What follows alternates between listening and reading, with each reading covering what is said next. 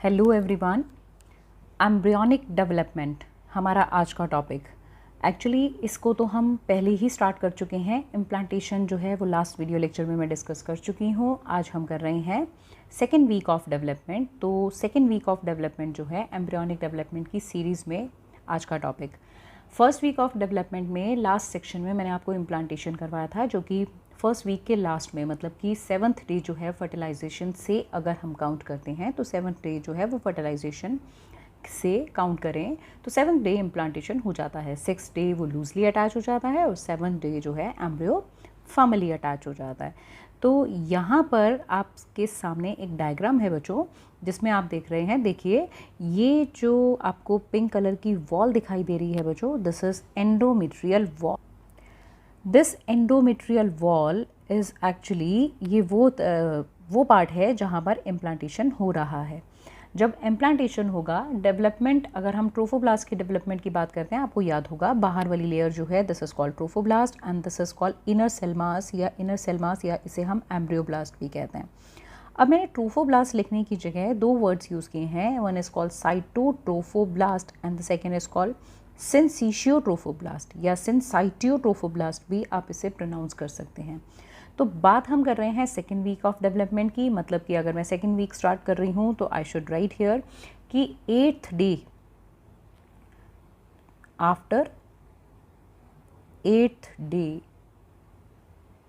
Of fertilisation, तो हम वहाँ से बात करना स्टार्ट कर रहे हैं। 8th डे जो है फर्टिलाइजेशन का, ट्रोफोब्लास्ट जो है उस ट्रोफोब्लास्ट से दो लेयर्स डेवलप हो जाती हैं।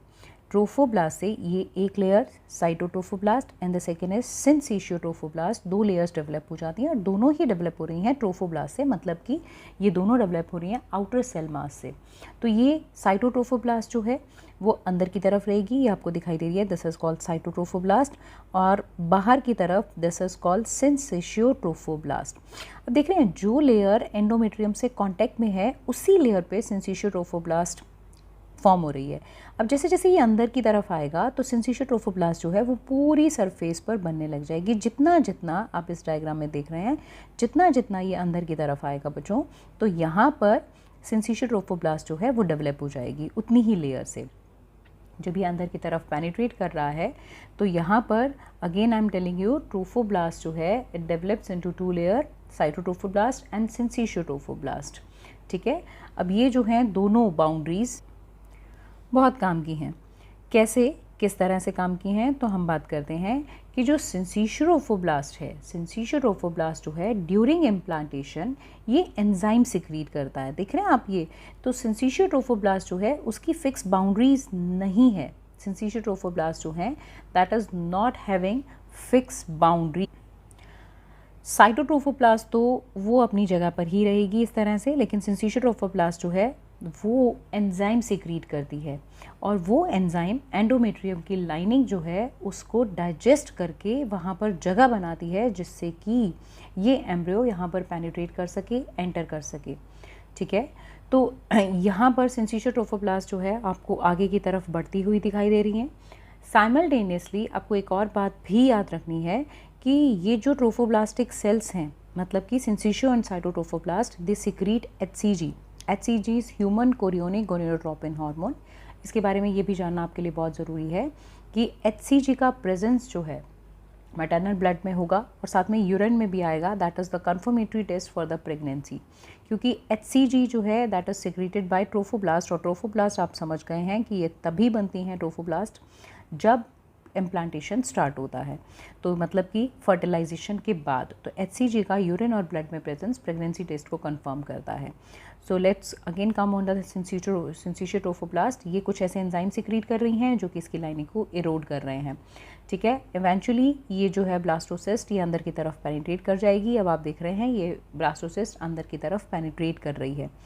इस ब्लास्टोसिस्ट के पेनिट्रेट करने के साथ साथ ये जो अंदर की तरफ हमने देखा था, ये जो लेयर थी इनर सेल मास जो है now it is converted into embryonal disc.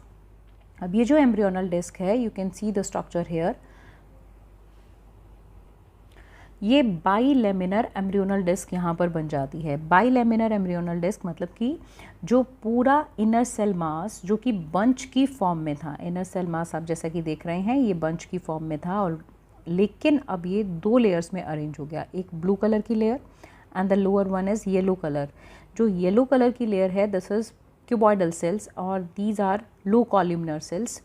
जो लो कॉल्यूमिनर सेल्स या ऊपर ब्लू कलर की सेल्स आपको दिखाई दे रही हैं, these cells are called epiblast, these cells are known as epiblast and the lower cuboidal cells yellow colour cells are called hypoblast.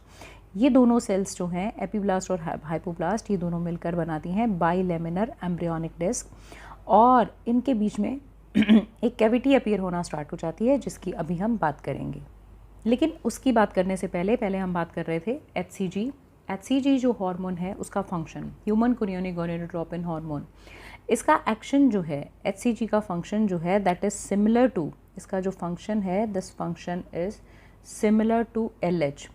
LH is luteinising hormone, इसका function जो है this is similar to LH। LH जो है उसका काम क्या था, वो जो है कॉर्पस ल्यूटियम को रेस्क्यू करता था, तो HCG जो है that is also doing the same function. ठीक है, human chorionic gonadotropin hormone rescue the corpus luteum and prevent from the degeneration, जिससे कि कॉर्पस ल्यूटियम अपने दोनों हार्मोन मतलब कि प्रोजेस्टेरोन और एस्ट्रोजन सिक्रीट करते रहे। पीक ऑफ HCG कब होता है, तो इस बात को भी आप याद रखें, peak of HCG occur about the 9th week of pregnancy. इस टाइम प्लेसेंटा जो है वो फुल्ली डेवलप्ड होता है। Okay, now let's talk about the bilaminar embryonal disc. अब ये जो बाइलेमिनर एम्ब्रियोनल डिस्क है, इस बाइलेमिनर एम्ब्रियोनल डिस्क में as you know there are two layers of cells, one upper one is called epiblast and the lower one is called hypoblast। अब जो क्या है कि बाइलेमिनर एम्ब्रियोनल डिस्क के बीच में जल्दी ही एक कैविटी अपीयर होना स्टार्ट होती है। ये कैविटी जो है ये किसके बीच में बन रही है, तो आप बताएंगे this cavity is forming with in the epiblast, और ये धीरे धीरे एनलार्ज हो रही है, और जब ये एनलार्ज हो जाएगी तो ये जो कैविटी यहाँ पर बनेगी that cavity is called amniotic cavity. Please look at here, यहाँ पर जो कैविटी बनना स्टार्ट हो रही है ये कैविटी जो है, इस कैविटी का नाम है एमनियोटिक कैविटी। अब जैसे जैसे ये एमनियोटिक कैविटी एनलार्ज होती है, ध्यान दीजिएगा इस डायग्राम में, जैसे जैसे ये एमनियोटिक कैविटी एनलार्ज होती है, एक सिंगल लेयर स्क्वैमस सेल्स की इसके ऊपर एक डोम लाइक रूफ बनाती हैं, एक डोम लाइक रूफ बना रही हैं। These cells are called amnion. इन सेल्स को क्या कहते हैं, इन्हें एमनियॉन कहते हैं। एमनियॉन सेल्स स्क्वैमस है और वो एमनियोटिक कैविटी की रूफ बना रही हैं। ठीक है, और ये एमनियॉन जो है ये बाइलेमिनर एम्ब्रियोनल डिस्क, इनिशियली तो हम कहते हैं एमनियॉन जो है ये एमनियॉन बाइलेमिनर एम्ब्रियोनल डिस्क के ऊपर की तरफ है, लेकिन जैसे जैसे ये एम्ब्रियोनिक डिस्क साइज़ में इंक्रीज़ होगी और फोल्ड भी होगी, आगे हम देखेंगे इस चीज़ को, तो एमनियॉन जो है वो इसको अभी तो सिर्फ इस जगह पे है, लेकिन बाद में वो इसको पूरे को सराउंड कर लेगी, एंड देन दैट एक्चुअली जो ये सराउंड करेगी वो एक एक्स्ट्रा एम्ब्रियोनिक मेम्ब्रेन बनेगी। ठीक है, और जिसे हम एमनियॉन कहेंगे। अब यहाँ पर जो सराउंड करेगी तो वहाँ पर एक कैविटी भी बन जाएगी, जिसकी बात मैं अभी कर रही हूँ, प्लीज़ इसके बारे में सुनिए। That is called amniotic cavity. और एमनियोटिक कैविटी ऑल्दो यहाँ पर नहीं है अभी, एमनियोटिक कैविटी जो वो बनेगी उसके अंदर होगा एमनियोटिक फ्लूइड, और जो एमनियोटिक फ्लूइड है ये इनिशियली तो बनता है मैटरनल ब्लड से, लेकिन लेटर जो है फीटस भी इसमें कंट्रीब्यूट करता है, क्योंकि वो इसके अंदर थोड़ा सा यूरिन भी सिक्रीट करता है। और जो एमनियोटिक फ्लूइड की हम बात करेंगे that serve as the shock absorber, for the fetus and help to regulate fetal body temperature and help to prevent the fetus from drying out and prevent adhesion between the skin of the fetus and surrounding tissues। तो amnion के अंदर की तरफ ये जो amniotic cavity है इसके अंदर जो फ्लूइड है that will be also considered as bag of water. तो ये बैग ऑफ वाटर जो है ये कब डिस्चार्ज होता है, क्या इसके फंक्शंस हैं, लेटर ऑन हम इसके बारे में डिस्कस करेंगे। तो इसके अलावा आपने यहाँ पर इस डायग्राम में देखा, ये दो जो है ये साइटोट्रोफोब्लास्ट है अंदर की तरफ, और बाहर की तरफ ये सिंसिशियोट्रोफोब्लास्ट है। एमनियॉन यहाँ पर डेवलप हो रही है। ये डायग्राम बहुत अच्छे से आपको दिखा रहा है। और साथ ही में ये जो हाइपोब्लास्टिक, एपीब्लास्ट एंड हाइपोब्लास्टिक जो सेल्स हैं, दीज हाइपोब्लास्टिक सेल्स, ये मार्जिन से नीचे की तरफ जाना स्टार्ट हो जाती हैं। ये जब मार्जिन से नीचे की तरफ जा रही हैं, ये देखिए ये एरो आपको दिखा रहे हैं कि ये मार्जिन से ये नीचे की तरफ, अंदर की तरफ, यहाँ पर मार्जिन से यहाँ से ये अंदर की तरफ मूव करना स्टार्ट हो जाती हैं, इस साइड से इस तरह से। तो ये जो बना रही हैं that is called exocoelomic membrane. What we call it exocoelomic membrane. और ये एक्सोसिलोमिक मेम्ब्रेन एक्चुअली यहाँ पर करेगी डेवलपमेंट ऑफ योक सैक। तो हमारे नेक्स्ट लेक्चर में हम योक सैक क्या है, उसके क्या फंक्शंस हैं, एंड ऑब्वियसली हम अगले लेक्चर के अंदर प्लेसेंटा फॉर्मेशन के बारे में भी डिटेल में करेंगे।